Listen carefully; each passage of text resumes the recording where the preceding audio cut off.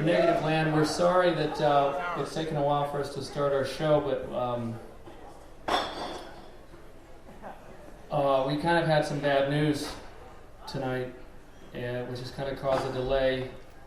And Don has written something up he's going to read to kind of explain what happened, because it kind of affects the show, unfortunately. Thank you all for coming. The band is a little distraught tonight. Something has happened, and sorry, I wrote up a few notes. I'll try to explain. The past couple of years have been full of trials and tribulations for Negativland. We lost a record, our income, and our faith.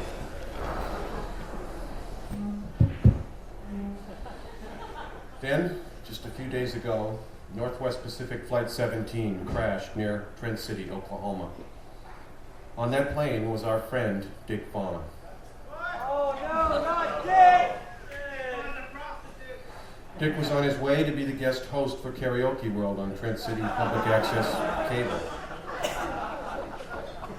He was in tremendous demand since establishing himself as the leader of 70s DJ revivals all across this country.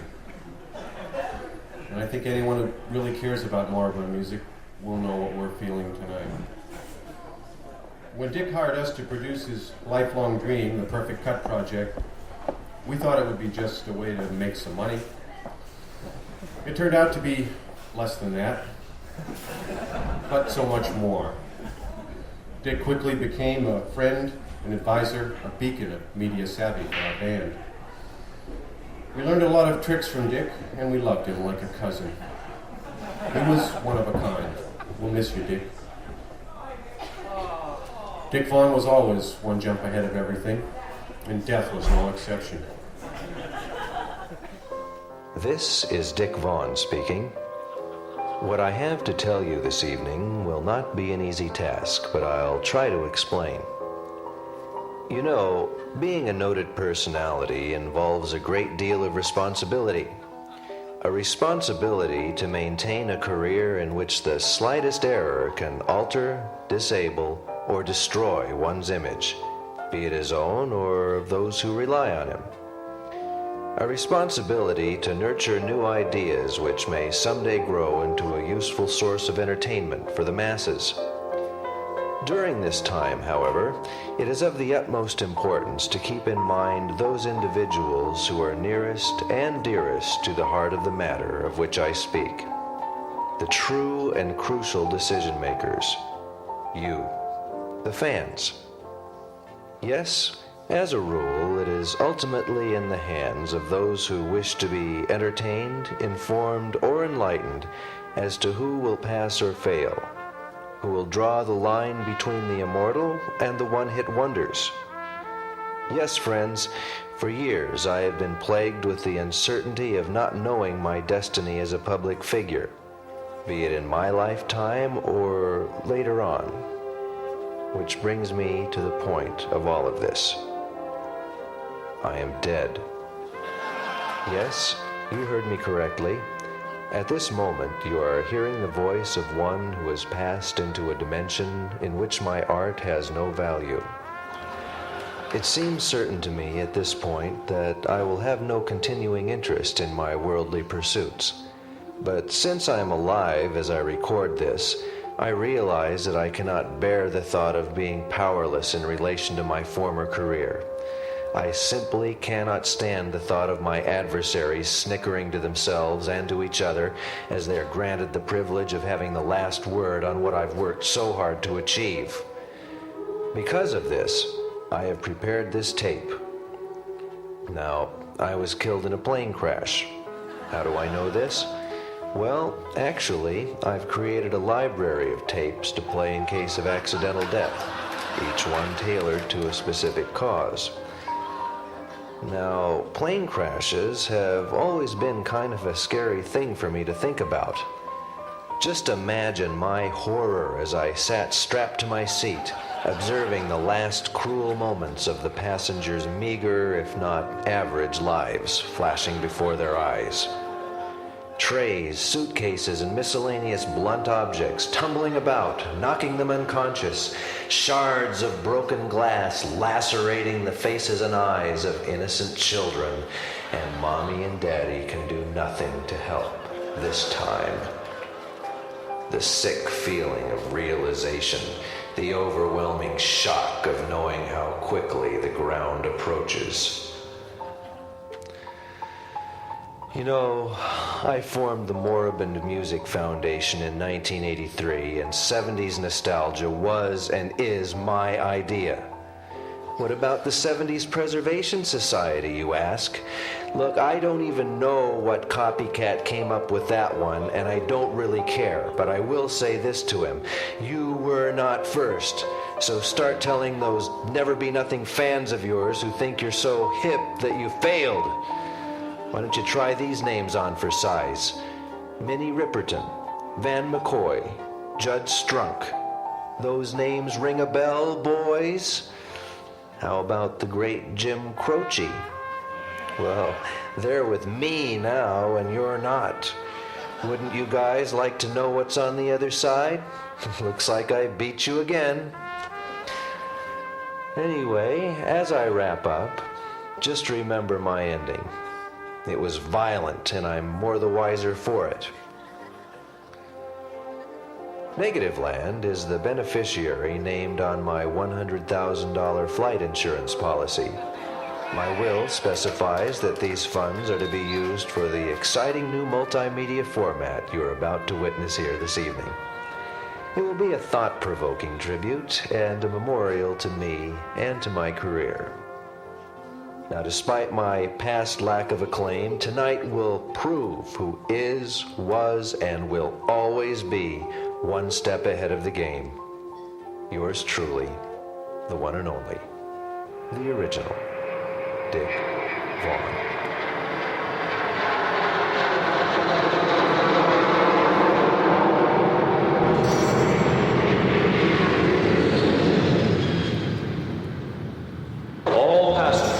Space on flight FINAL should be at the gate ready for boarding. All people of all nations will pass through this point of separation. Attention, please. Let's listen to the dispatcher. Air World Airlines flight FINAL non-stop supersonic service to the New Jerusalem is now ready for boarding at the gate of death. Passengers holding confirmed reservations for this flight may proceed immediately to this gate through the blood-sprinkled concourse. No sad faces seem to be here to enter the gate of death. Everybody is beaming. One of the passengers seems to be singing. Let's walk along with the portable microphone and see if we can pick up just a little of his song of praise. Old Dick Vaughn on the airport floor had drank so much he could hold no more. So Dick grabbed his records and with a troubled brain, he ran to catch the Hellbound plane. The engine with murderous blood was damp. The runway lights were brimstone lamps. The food they were serving was only bones, and the engine whined with 1,000 groans. The toilet was filled full of beer and stains, and the devil himself was the captain of the plane. The passengers were a mixed-up crew, church member, atheist, DJ, and Jew. The rich men in broadcloth, musicians in rags, record executives and wrinkled hags, black men, yellow men, red and white, all chained together on this fearful flight. I am entering the plane now, along with the passengers, and we are greeted by our stewardess. Now, I'm trying to figure out what she's going to do with the small two-edged sword she's carrying. She reaches out, and she has cut all earthly burdens from their bags. We should have known. After all, where these are going, earthly burdens can never come.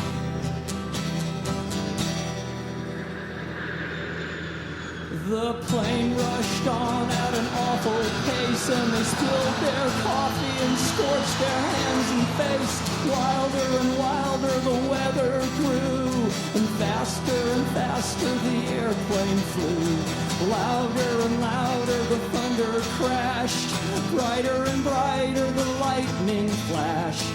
Hotter and hotter the air became, till the clothes were burned from each shrinking frame. Then out of his mouth there rose a yell. Ha ha, said Dick, the next stop's hell. Then oh, how the passengers shrieked with pain and begged Dick Vaughn to land the plane.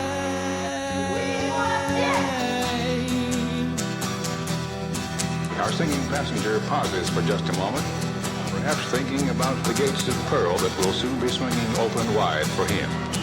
Welcome aboard Interworld Airlines Flight FINAL, non-stop supersonic service to the New Jerusalem.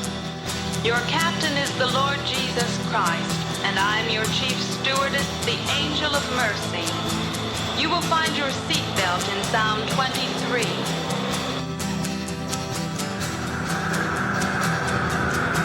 But Dick hustled and bumped and danced with glee, and laughed and mocked at their misery.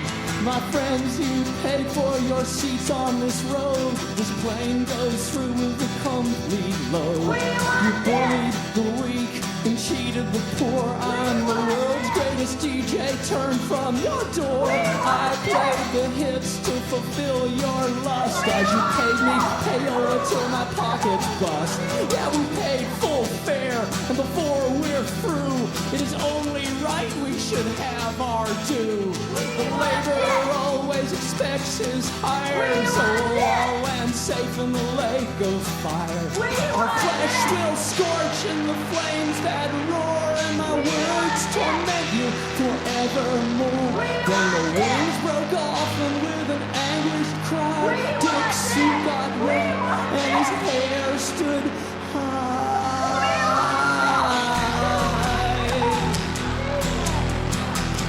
The Lord is my eagle. I shall not walk through the valley of Erechim. Yea, though I walk the shadow of doubt, I will fear no shepherd, for death art with me. Fasten your seatbelts, please. And Dick prayed as he never had prayed before, to be saved from his sins at hell's front door. But his prayers and pleadings were all in vain. Dick Vaughn went down on the Hellbound plane.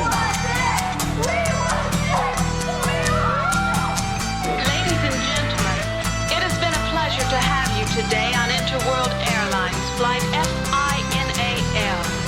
We will not invite you to fly with us again, for this is your final trip. You are now entering your eternal home. We have not served a meal in flight today because you have all been reserved a place at the great feast. Christ himself will serve you, and there will be plenty for everyone, for there is an endless supply. Help yourself. It all belongs to you.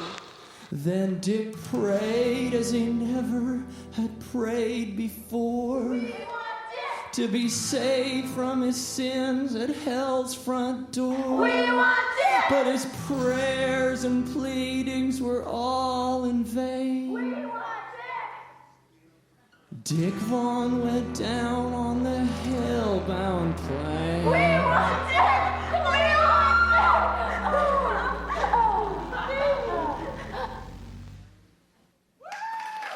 Attention.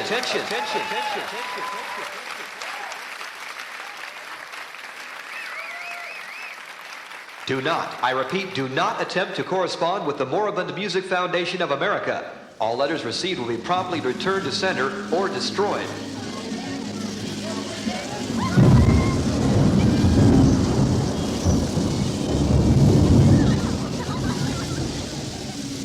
Wilderness, wilderness, wilderness, wilderness, wilderness, wilderness, wilderness, wilderness, wilderness, wilderness, wilderness, wilderness, wilderness, wilderness, wilderness.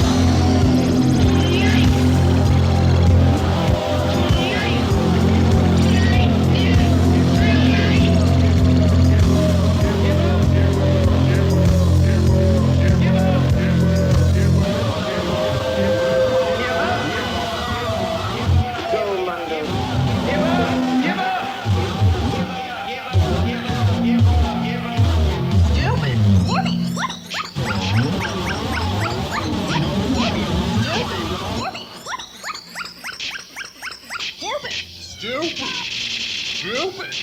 Shop as usual.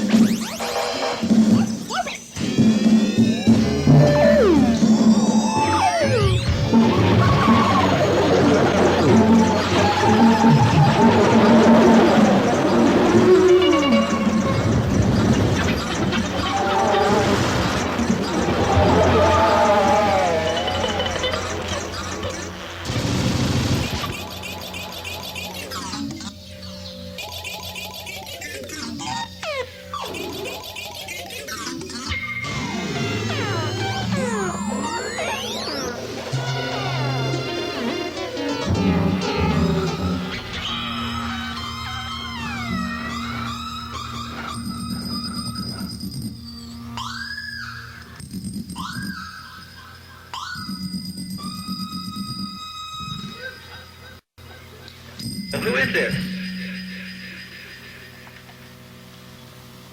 This is Tom Cottonmaker calling from Rolling Stone magazine. Can I speak to someone in Negativland? No!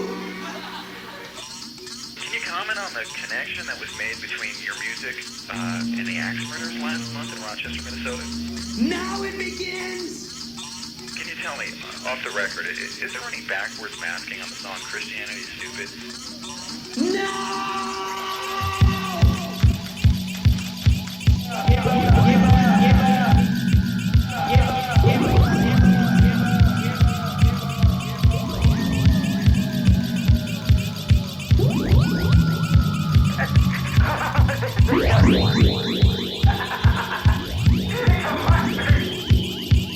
The roots of the area. A teenage boy is accused of killing 4 members of his family. Investigators in Minnesota think the crime is somehow related to a record by a Bay Area band.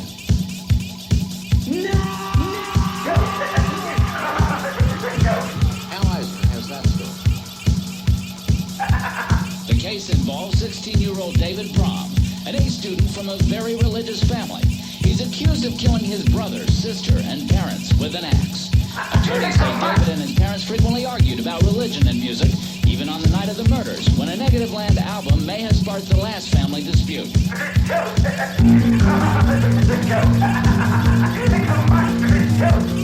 And in particular, the song Christianity is Stupid may also have been involved.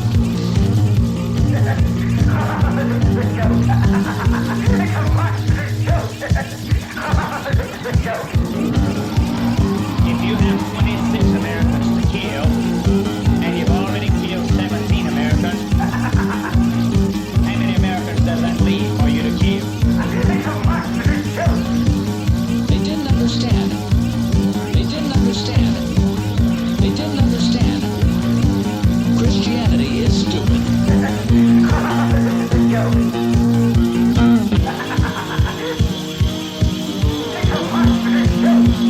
And when it comes to killing you, and when it comes to killing you, and when it comes to killing you,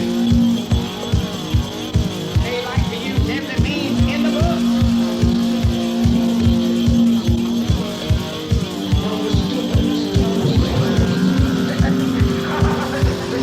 This isn't the first time. This isn't the first time. This isn't the first time. This isn't the first time controversial music has been linked to tragedy.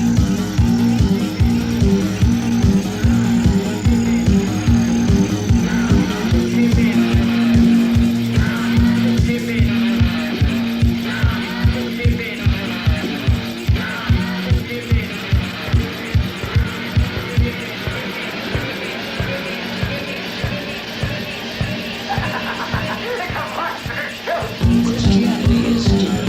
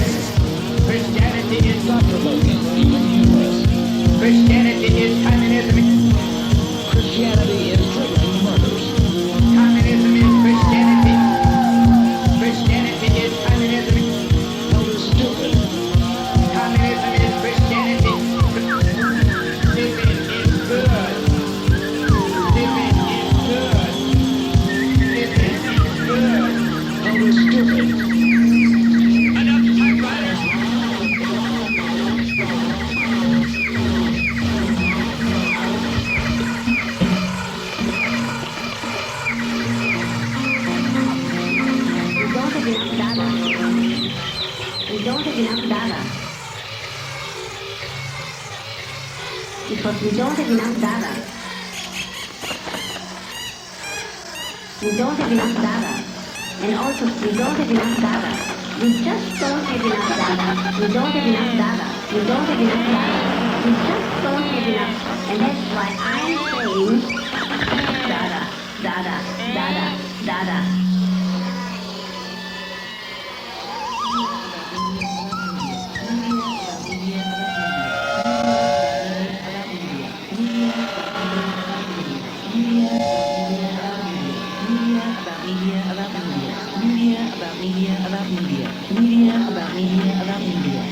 Dada, dada, dada, disregard. Unbelievable. The power, so strong.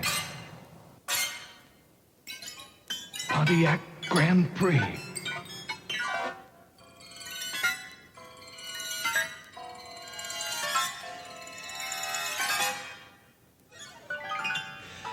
All right, people. It's just about time for us to be 10-8. It's just about time for us now to be 10-8. And I'm going to tell you the story of 180 and the letter G. That's what it's going to be. We're just about to that point now, people. All right, here it is. We're 10-8. Okay. I have to get everything together and get out of my sewer pipe, and I'm going to take a trip to 180 and the letter G, believe it or not. So I'm coming out of my sewer pipe now, and there's my little vehicle. Yep, I hope it starts up, because I definitely want to get up to 180 and the letter G. So here we go. It looks like it's going to start. Okay. It's starting. All right. All right, it's just about time now to get on to the bridge. And we're coming up to that point now. There it is, that one big turn where the sex chemicals blew up. Where the sex chemicals blew up. And of course you all saw that on New Center 4 with Fred Lacoste. Remember that? That was just great. All the traffic backed up for miles, right where the goddamn sex chemicals blew up. Well, we're passing that point now, and it's really great. There's no sex chemicals, so I'm not going to want to have an orgasm at this time. Better be lucky that that's not going to happen, because that could get rather sloppy. So we're on the bridge now, and there it is. It's not too special. Whew, we're going under right now. Boy, that was fast. We're out on the other side now, on the other part of the bridge, on our way to 180 and the letter G. I'd like to remind you also that ultimately there's absolutely no other possibility. I just thought I'd throw that in at this point. I'm going to remind you about that repeatedly. There's no other possibility. But here we are on the other part of the bridge, and we're coming out toward where all the sewer water for Oakland goes. Yep, that's where they dump it. Right by those things. Yeah, they're big chairs. They're on one side of the freeway, and on the other side is K101. And that's your cue to switch on your AM radio, set it to 1010 on your goddamn dial, and let the radio frequency distortion overload your little tuner. We're getting to that point right now. We're just passing the tower. Ooh, feel that burst of energy? All that radio energy surging through our bodies. That's nice. But it's time to move on, because we're on our way to 180 and the letter G. There is absolutely no other possibility. No other possibility. And we're headed east. And you look up toward the Oakland-Berkeley hills, and you look for the little red light.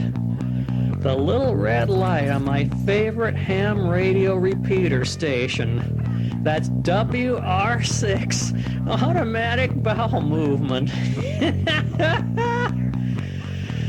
And if any of you are into jamming, you better watch out, because I'm going to be listening on my scanner radio. Yep. And you just might find yourself sampled. Is that the right term now? Sampled on the next CD. Really great, isn't it? But enough of that. We're just about into the tunnel now. Okay, we're coming right up to the entrance of the tunnel on our way to 180 and the letter G, headed east on Highway 24. We're inside the tunnel now. What? Everything's so dark, and oop, I forgot to turn my lights on. There they go. We're inside now, and wham! It hits you. All of a sudden, you start to feel a certain way, and you don't know why. But then you realize right then and there that you're entering Contra Costa County. You notice the temperature start warming up, and the humidity is dropping. And you know right then and there that you're entering Contra Costa County. You feel a certain way when you get into Contra Costa County. I'm feeling that way now, and I'm coming out of the tunnel on the east side. And we're in Orinda now. Isn't that nice? We're in Orinda. And we're going to get off Highway 24, I believe, at the sign that says Rossmore. Oh boy. That's where I fix the Playboy channel for 8,000 senior citizens every day. Except today, of course, because I'm on my way to 180 and the letter G. So we take that Rossmore exit, and it looks like right now we're coming up to where everything is purple. Yep, we're passing that point now.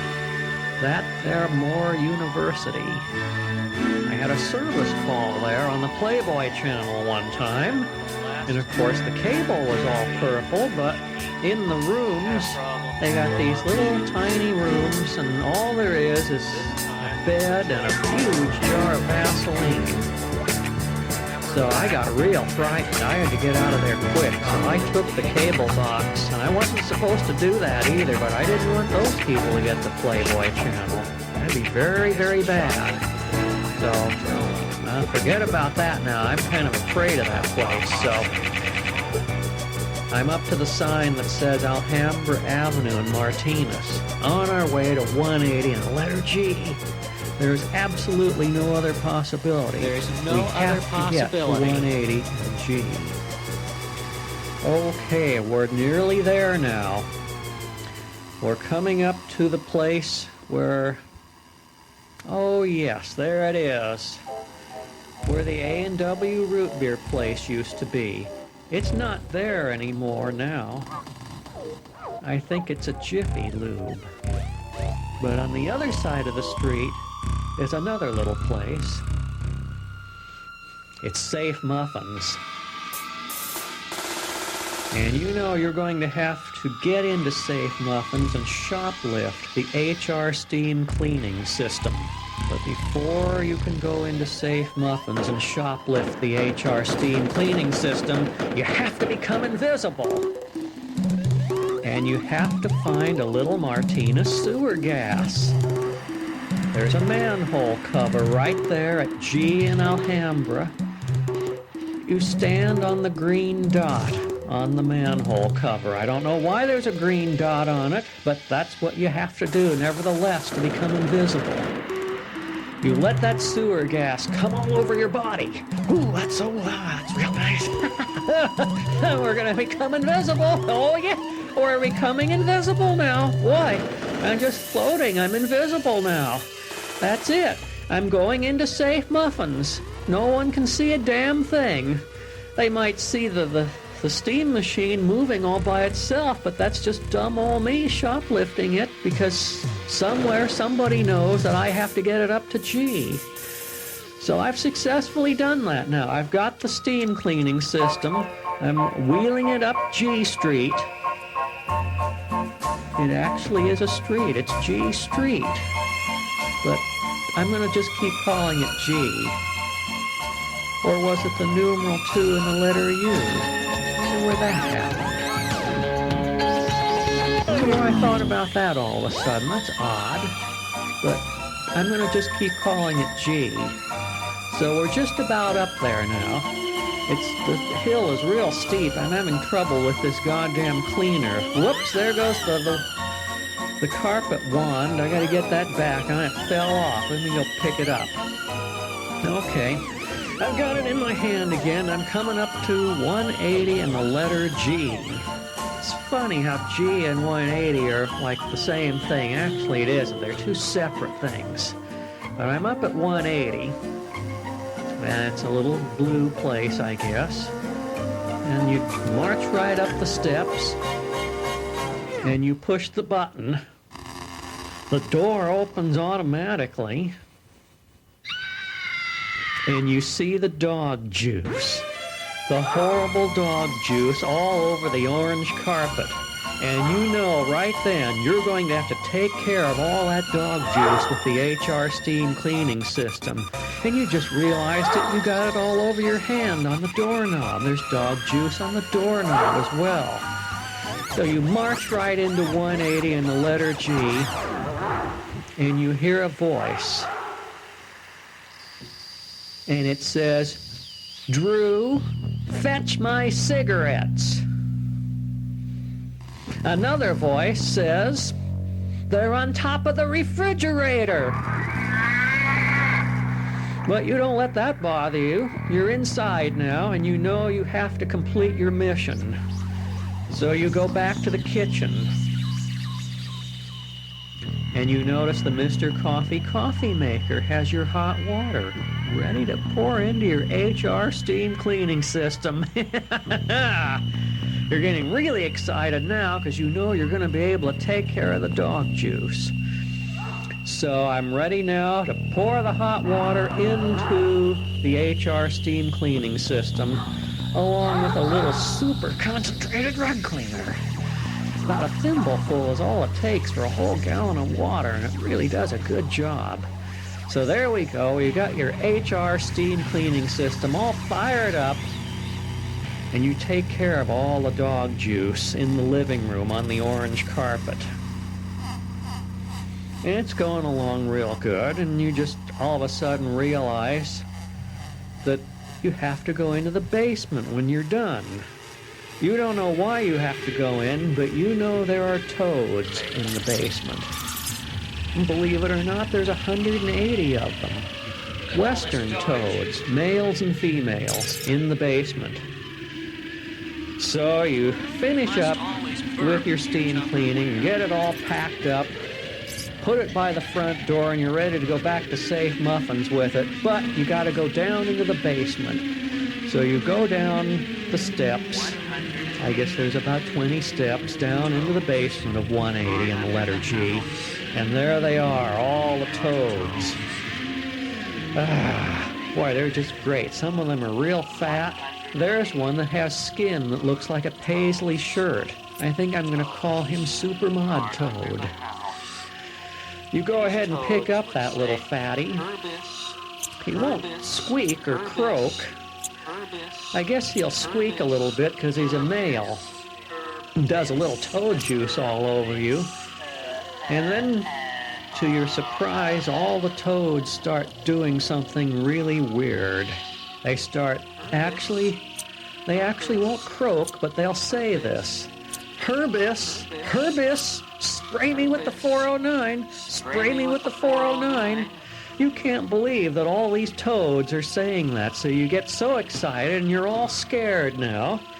So you quickly run out of the basement and you look out the front window of 180 and the letter G, and you look down toward the mailbox, and it's covered with ants. Someone had put Coca-Cola in the mailbox. Can you believe it? Actually, I take that back. It was Pepsi-Cola in the mailbox. That's what it is. Pepsi-Cola. So you got to get some rug cleaner. You're out of 409, so you take a little HR super concentrated rug cleaner, and you get down to the mailbox and you take care of all that goddamn Pepsi and all the ants. And there all they are. Their thoraxes are all curling up. Their abdomens are falling off. And you feel that you've really done a job. So it's now time to take the HR steam cleaning system back down to safe muffins. You don't want to shoplift and not return it. So here we go. We say goodbye to Phyllis. Hopefully she found her cigarettes by now. I told her they were on top of the refrigerator, or was that somebody else that said that? I don't know. And I'm out the front door with the HR steam cleaning system down G, all the way back to safe muffins. I almost forgot. I can't take the thing back in. I noticed the Martinez police out there. They're reporting a stolen steam cleaning machine. The manager of the store is out there. So I have to sneak under my manhole cover, get on the green dot again, and become invisible. So I do that. Ooh, there I go. I'm starting to feel real good again. That sewer gas. Yep, that gas is all over me, and I'm invisible now. And there they are. The cops and the manager see the steam cleaning system moving back into the safe muffins all by itself. They don't believe it. Boy, I think he's calling for backup or something. They're going to call the SWAT team or something. I don't know what to do. But it gets itself right back, right into the display where it was, and everything's packed up real nice, and their eyes look like saucers, and I'm out of the store, and there's my little vehicle. I'm still invisible, so they see this little thing start up, and they see it. They see no one driving. Where did I hear that before? No one driving, but I'll be visible again maybe by the time I get to the train trestle. But I've got to get back to San Francisco. I've done my job at 180G. And I have to go in reverse gear all the way back to San Francisco now, using my rear view mirror. I can see my little ham radio repeater station, its red lights flashing as I whisk into the tunnel. And it's still real hot. But then, about halfway through, I stop feeling a certain way. I'm getting out of Contra Costa County. I can sense it. I don't know why I stop feeling a certain way, but I just do when I'm about halfway through, and I come out and I'm back to normal again, on the other side, away from Contra Costa County and 180 and the letter G. Oh, and I almost see it. I can see across, but there's fog. This fog is real odd. It stays high all the time. I think I'm going to get into it, but the fog always stays so damn high in California. But I'm getting lower from the fog, so I give up on that. To heck with the fog. And I'm passing K101 now in the big chairs. Ooh, mustn't forget, turn on the AM radio and get it to K101 quick. I want to get that radio frequency energy. Ooh, there it is. Right there, the big chairs passing by on the south side. And all that distortion. They're playing the Village People or something. It's all distorted and it sounds so good.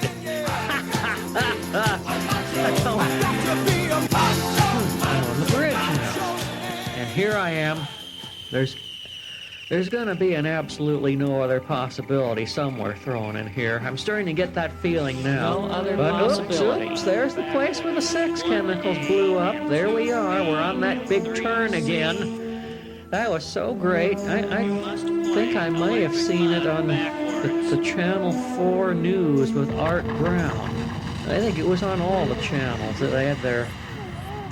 Did they have traffic helicopters back then? I don't know. But all the people started getting real sexy, and some of the people crashed in their cars. I guess they had an orgasm or something as the sex chemicals were engulfing the freeway.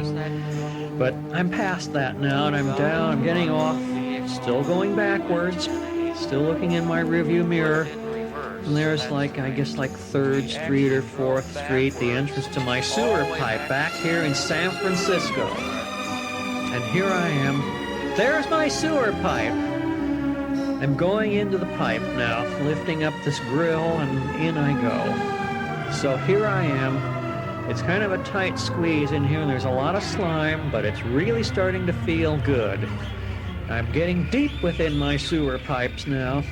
I'm never one to go out to Contra Costa County again after I get in here. I always feel that way. I never ever want to go back out to 180 and the letter G in Contra Costa County ever again. I think we're just about getting to that point where it's going to be 10-7. I'm just about there now. Ah, I'm here. This must be where all the toilets from the Transamerica Pyramid empty out. All these little pipes emptying out into this big room here. Guess I'm 150 feet under the streets of San Francisco. It's just so great in here. It's just really good. And it's time now. We're getting to that point just about right now. I think here it is. We're 10-7. Out!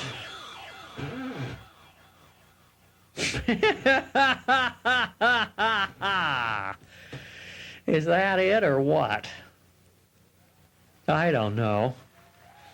Do you want to boople eat your prune or something or what? True or false? Happy birthday, Jesus. What should I do to prepare for Christmas? It won't be long until it's here. Outside it's snowing with icicles growing, but they just remind me the day is drawing near. After I deck all the halls with holly, after the Christmas cards are done, I'll do my shopping, we'll go party hopping, we'll work hard and then we'll have some fun. This year I'm really gonna try to find some chestnuts to roast upon the fire. This year I'm really gonna I think I'll start my the choir. Don't be surprised if you find me catching up on a little Christmas cheer. Bells still singing, bells still ringing, I think I need to hear it once again. Will I do when the season's over and I've put on a pound or two? Oh no! Find new solutions and New Year's resolutions won't take away those holiday blues.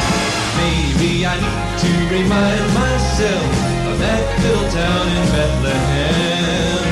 Ringing, bells still ringing, I think I need to hear it once again. Christmas should be a time to fill the earth with songs of peace and joy and love. Just like all the angels did that night when love came to earth from heaven above. So let the season be filled with laughter, but don't forget the reason why. If you've been hateful, try being grateful. Don't let the season pass you by. If you've been hateful, try being grateful. Don't let the season pass you by. And I remember. Thank you very much. If I haven't found your smiles yet, I have a little anecdote that never fails. And in fact, I believe we heard it over the PA just a few minutes ago, their song It's Contagious. And this little incident occurred a while back while we were working on a new musical, a contemporary Christian program dealing with the problems and pressures of today's youth. It was entitled Sometimes I Feel Like a Blob. And this little incident occurred about that time. And we'd agreed to meet in the sanctuary that evening for a rehearsal. And as it turned out, men's fellowship ran a little bit long that evening, and I showed up a little bit late. And by the time I got there, these kids are kind of energetic. They were running around the sanctuary, throwing, shouting, throwing hymnals, and ducking behind pews. And I called out, all right, order, order, order, and the boy calls out, hamburger, fries, and a Coca-Cola.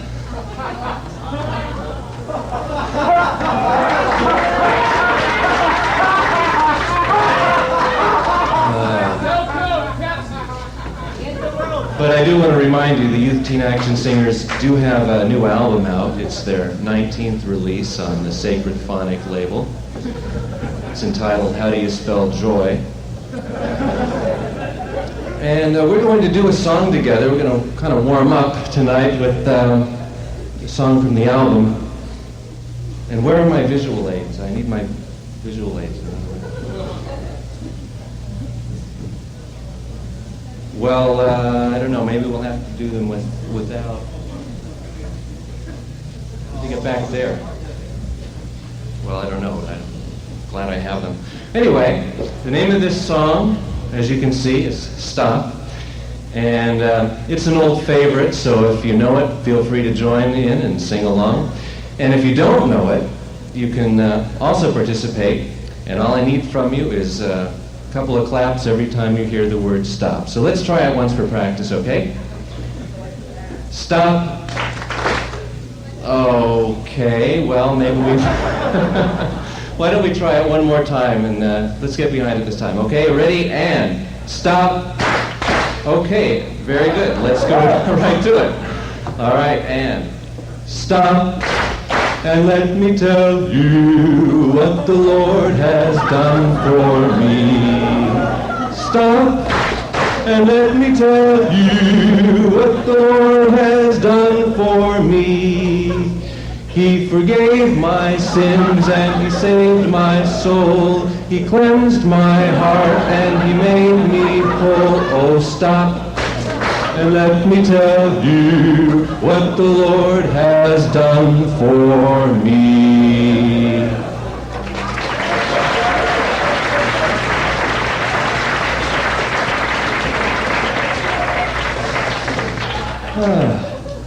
Well, it's Missions Month at our house of worship, and for the protection of the congregation, I'm not going to give you the denomination, but I will tell you it's located in San Ramon, and because of that, we've aimed our missions drive toward Mexico, many needy families there. And we're also using this as a way to teach our children Sunday school about the spirit of giving. So we devised the Nickels for Needy program for the children's Sunday school. And the way it works, the children bring in all their spare nickels, all the nickels they can get. And at the end of the month, the child or boy or girl who brings in the most nickels will receive a scale model of the Dodge Royal Monaco Brougham, just like the one I drive. And we expect it to do very well, and each week we have an official spokesperson who comes into the Sunday school and gives a little rundown on the flannel graph board on who's in the lead. And this spokesman is a friend of mine, and when I told him about our special youth ministry here tonight, he wanted to come along and meet all of you nice folk. So won't you please welcome Mr. Enrico Gomez.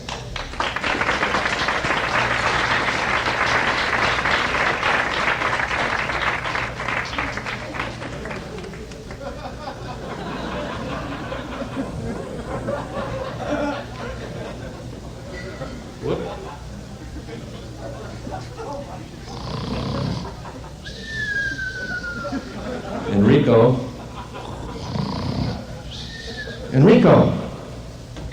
Oh, look at all the people. Enrico, you were asleep. Oh, forgive me, senor. I was taking a siesta. Enrico, a siesta at this hour. Really, you should be ashamed of yourself. Oh, but I am so tired, Senor Pastor, from working at the bus station all day. The bus station? I thought that's where your Uncle Jose worked. Oh, not anymore, Pastor. Well, what happened? Don't tell me he lost another job. Oh, no, Pastor. This time he is really sick. Sick? What is he sick with? Oh, he was fixing a bus down at the terminal, and he cut his finger on the battery post. Got a terminal disease. Really, Enrico? Now, how is he going to support his family? What about his son, little Pedro? Oh, it is very bad for little Pedro. Well, what happened? Well, I tell him about your television show where you make the animals sing. Oh, the show where the animals sing. That's the Berean barnyard corral. Jazz. Well, those animals don't really sing. What we do, we put on a record and we coat their lips with mouthwash, and that makes them lip sync to the music. Oh, I know, Master. That's what I tell little Pedro. Well, you shouldn't have told Pedro about that. Now you've ruined it for him. Oh, see, I know, senor. Yesterday, I tell him, and he get the notion to Lavorus, the peat bull. Oh, if I had a peso for every stitch on that boy.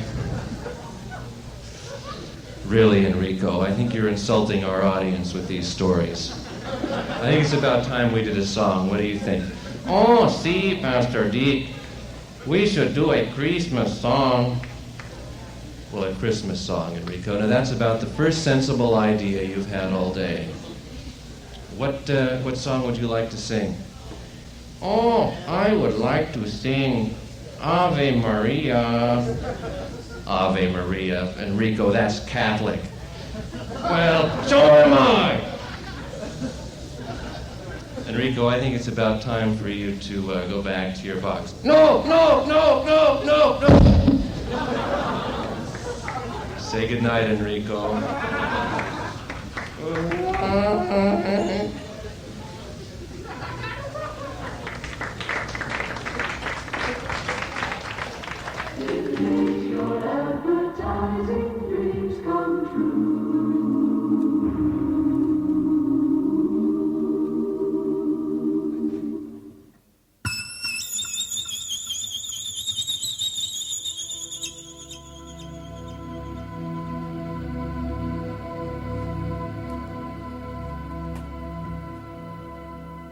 Objective. Now to return to the map. Objective. Now to return to the map. Our troops will split into two units, deploying their kissing up and hugging word. Give me one of those. Yes, sir. Well, during the night we... Hey, these are delicious. Say, what is this, McDonald's? Objective. The objective of this spot is to convince girls in the age group from 10 to, say, 18 that McDonald's understands, empathizes, and admires them. This spot is a tribute to the female gender. She's a person. Design is the key word for this spot. Everything should be taken into account to give the viewer an overall look of style, graphic design, and realism to what girls are really about. She's a person. Since the subject is girls, design of scenes take on the utmost importance. Every object, prop, and piece of clothing should complement each other. Also, the photographic approach should be fresh, alive, active, and inspiring. Contemporary is a good word here. She's a person just like you. Like the 501G ads, like the Levi Cords night ads, like the Honda scooter ads, heightened reality vignettes that all exist in the examples I've just described. For this commercial, the look, the style, and the music is everything. Without that, we'll end up with another boring vignette spot about girls. She's a person just like you. She's got feelings too, so give her love, love, love, love, love, love, love. Girls and guys should be between the ages of 13 and 16. Again, the cast should be aspirational. Kids want to appear older. We don't want rowdy, street-looking kids. But we don't want Midwestern milk-fed looking kids either.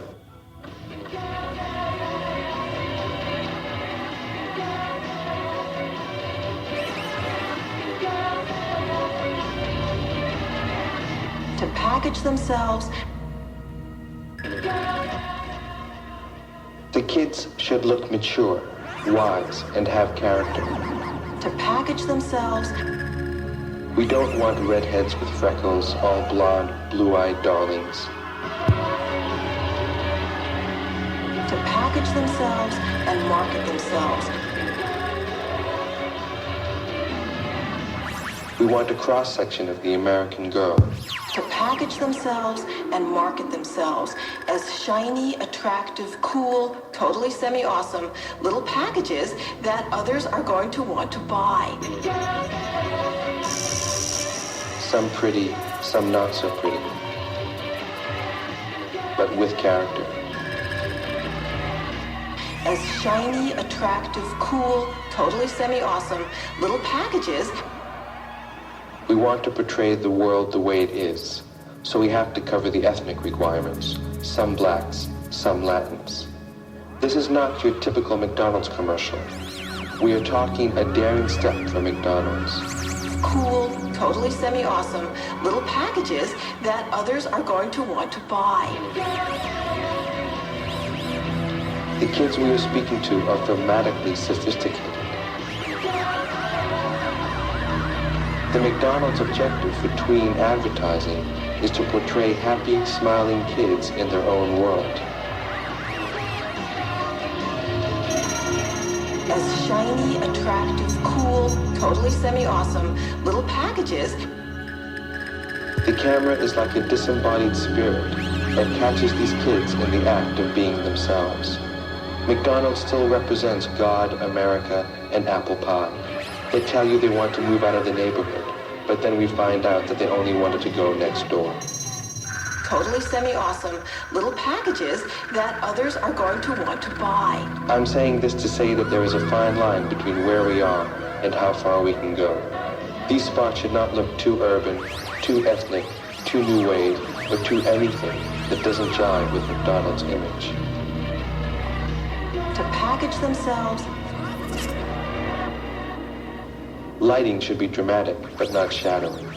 Location should be beautiful, but not weird. Clothing should be contemporary, but not punk. Casting should be characterizations, but not to the point of hoodlums. To package themselves. In other words, we can go out of the ordinary, but we can't live there. To package themselves. To package themselves. To package themselves.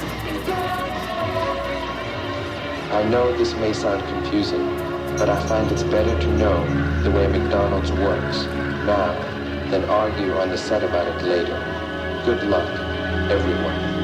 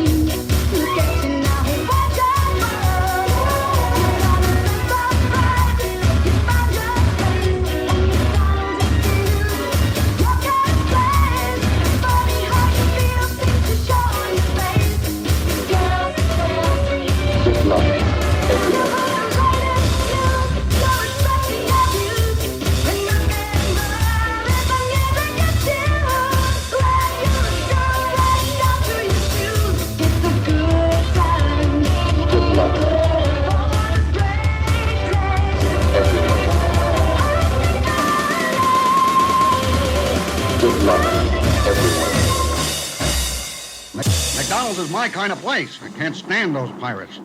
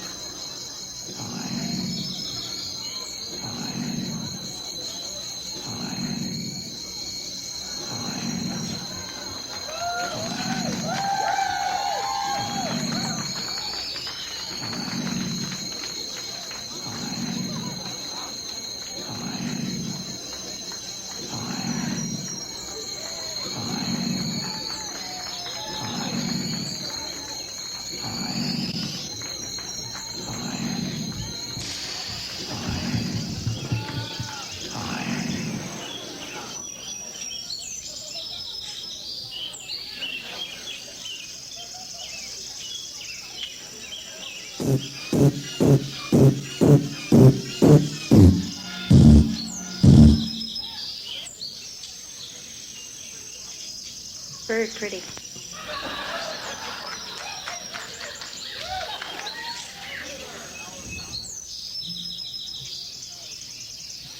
Very pretty.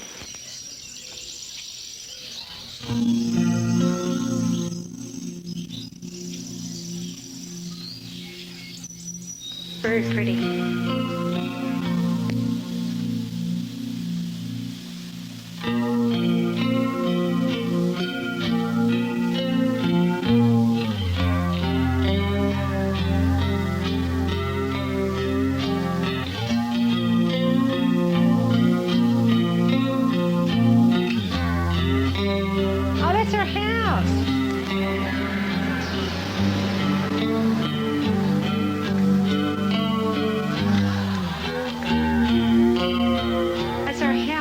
Red when we first came in, and Dad painted it blue. And see that room with the, not the first far right, but the next window, that's your room. That was Mark's room.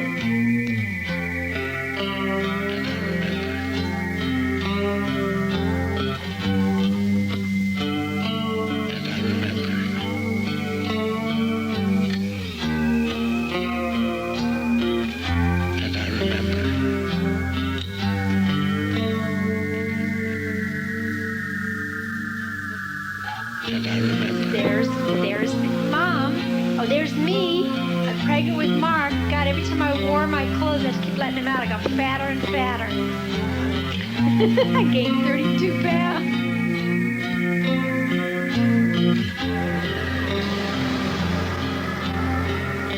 Aw, there's my little sweetie. Just home from the hospital. Look at that little tiny baby. Only 5 1/4 pounds.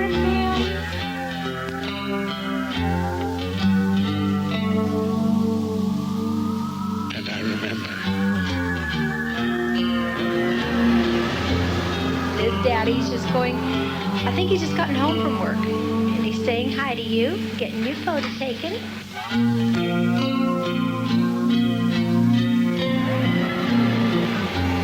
Daddy's taking you for a closer look at the tree because you wanted to look at it. We put it on top of the TV though so you can pull the whole thing over.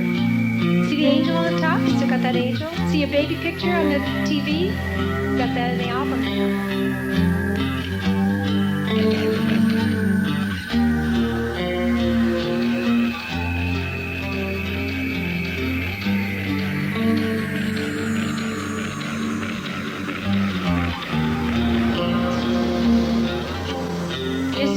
Birthday party. That little boy in the blue pants lived down the street, and that's his mom on the left. And then your grandpa came down to visit from San Francisco down to Fresno for your second birthday party, and you all look snazzy. Oh, you got your bib on because you always drooled a lot. It's just so clear through your clothes, so you always have a bib on you.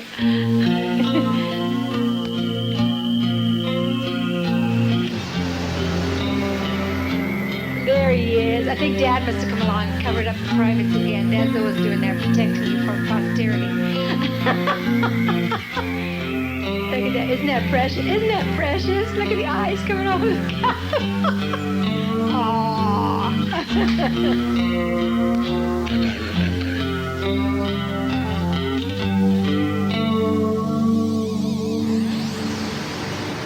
It was a hot day and he wanted to play, so it was fun to see you make. It's like painting.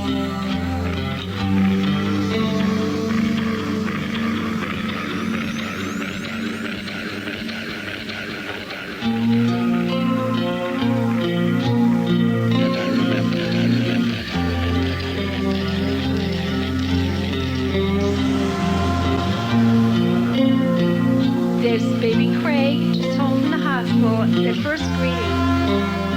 Look so sweet together. Boy, later they sure got into fights, though.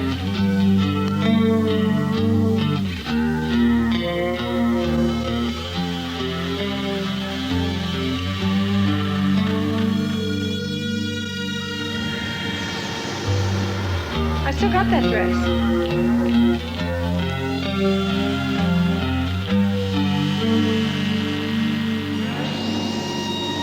Oh, look, see in the mirror, there's Dad back there. Oh, when you see those candle holders on the mantle, there's one of them. The learners have those. They gave them to the learners.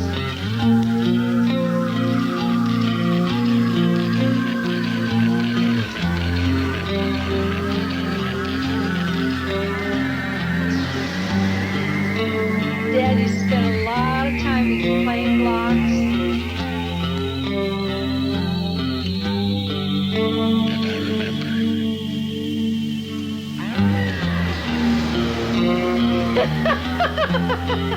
That's a great picture. I love it. Oh, dear.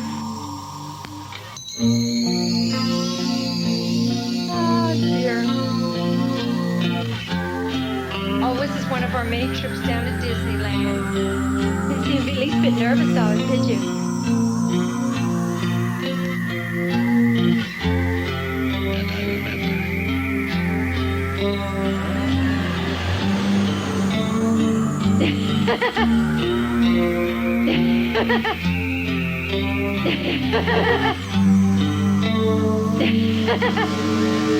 Halloween time.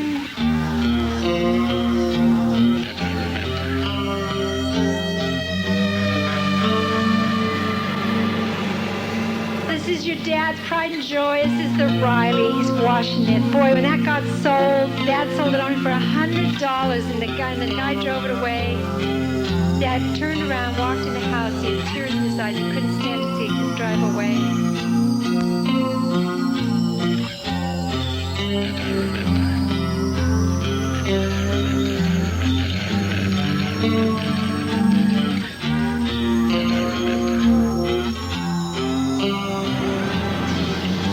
That's from the days when striped pants were in vogue. I think they're all back in style now.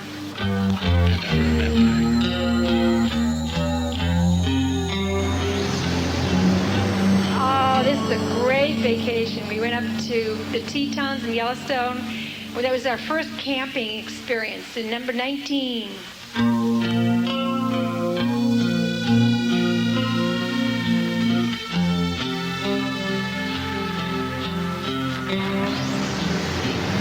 Look at Craig. I see that's so typical, Craig, to stand there. That's just a ramrod. Look at that. That's typical.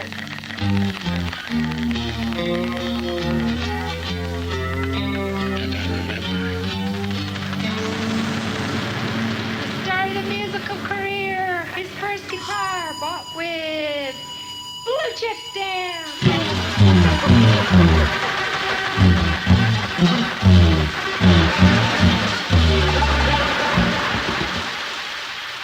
It was worth $24 worth of blue chip stamps.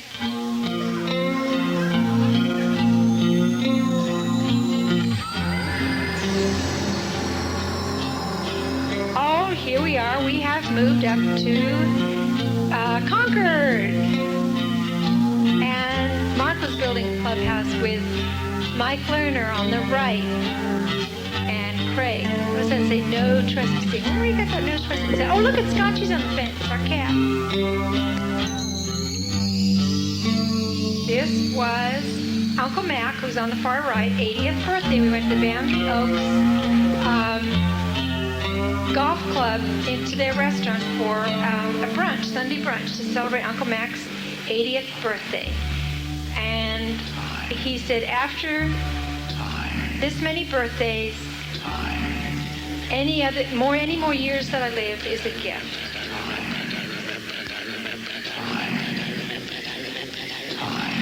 And I don't know, I look at this picture and I see Mark standing apart. And I sort of feel like he feels like he stands apart from the rest of the time.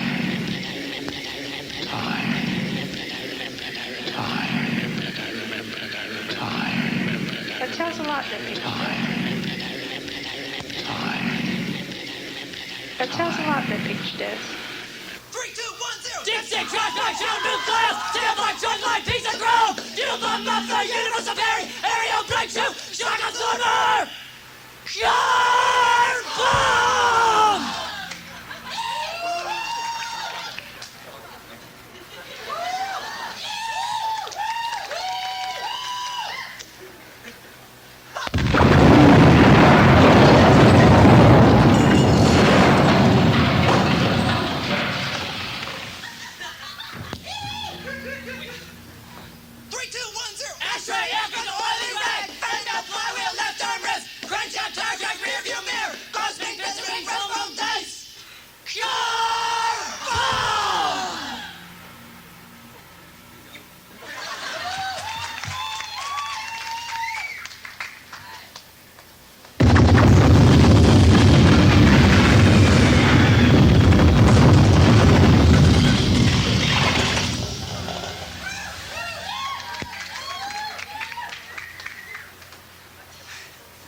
3210. Magneto belt, dashboard padding, hubcap, road map, windshield wiper, big hand, lead hand, radio dial, front seat, back seat, air conditioner.